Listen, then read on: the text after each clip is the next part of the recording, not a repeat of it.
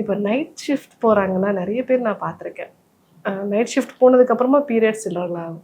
Night shift போனதுக்கு அப்புறமா அவங்களுக்கு தைராய்டு புதுசாக வந்திருக்குன்னு சொல்லுவாங்க. நைட் ஷிஃப்ட் போனதுக்கப்புறமா எனக்கு கண்டினியூஸாக வெயிட் இன்க்ரீஸ் ஆகிடுச்சு அப்படின்னு சொல்லுவாங்க.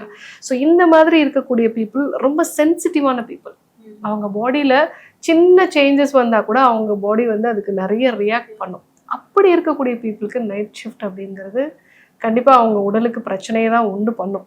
ஒரு சிலர் இருப்பாங்க, அவங்க நைட் ஷிஃப்ட் போவாங்க, பகலில் நல்லா தூங்கிடுவாங்க, எல்லா இடத்துலையும் அடாப்ட் பண்ணிப்பாங்க, அவங்களுக்கு அது பெரிய விஷயமா இருக்காது. ஆனால் இன்றைக்கி என்ன பிரச்சனை அப்படின்னா 80% ஆஃப் த பீப்புள் இன்றைக்கி அவங்களுடைய உடல் தன்மை பார்த்திங்கன்னா சென்சிட்டிவாக தான் இருக்குது. பெரும்பாலும் நைட் ஷிஃப்ட் போகிறவங்களுக்கு பிரச்சனைகள் அப்படிங்கிறது இருக்கு. ஏன் மேம் அவ்வளோ சென்சிட்டிவ் ஆகிருக்கு? இப்போ இன்னைக்கு இருக்கக்கூடிய காலகட்டத்தில் பார்த்தீங்கன்னா, இப்போ நிறைய சைல்ட்ஹுட்லேயே வந்து ஒபிசிட்டிலாம் நம்ம வந்து பார்க்கோம். அதுக்கு மெயினான ரீசன் என்னன்னு பார்த்தீங்கன்னா சி செக்ஷன். அது சி செக்ஷனுங்கிறது ஒரு காலகட்டத்தில் வந்து பார்த்தீங்கன்னா வெஜைனல் டெலிவரி நடக்குது அப்படின்னா குழந்தையோட அந்த வயிற்றுக்குள்ளே போகக்கூடிய பாக்டீரியாஸ்ங்கிறது அம்மாவோட அந்த வெஜைனல் ரீஜனில் இருக்கக்கூடிய ஒரு சில பாக்டீரியா வைரஸஸ் தான் உள்ளே போகும். ஸோ இது வந்து அம்மாவுக்கும் குழந்தைக்குமான ஒரு பாரம்பரியமாக வரக்கூடிய ஒரு விஷயமா இருக்கும்.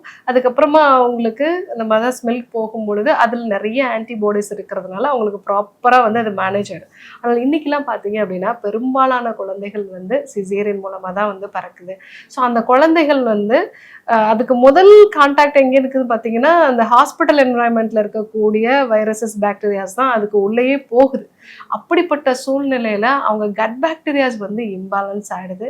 இந்த கட் பாக்டீரியாஸ் இம்பேலன்ஸ் ஆகிறதுனாலே சைல்ட்ஹுட்லேயே அவங்க பாடி வந்து ரொம்ப சென்சிட்டிவாக இருக்குது. இன்றைக்கி பார்த்தீங்கன்னா நிறைய குழந்தைகள் வந்து ஒபிசிட்டியோடு இருக்காங்க. நிறைய குழந்தைகளுக்கு வந்து அலர்ஜி சம்மந்தமான விஷயங்கள் வருது. அதற்கு ஆரம்ப கட்டம் இதுதான். அது இல்லாமல் நிறைய ஃபார்முலா மில்க்கு இது எல்லாமே இன்றைக்கி வந்து ரொம்பவே பரவலாக போயிடுச்சு.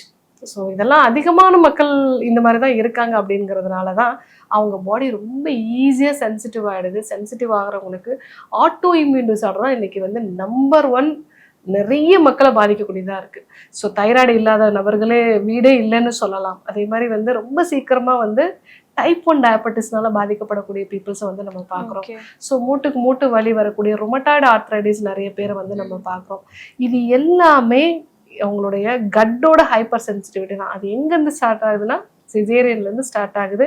அதுக்கப்புறமா நம்ம சாப்பிடக்கூடிய உணவுகள்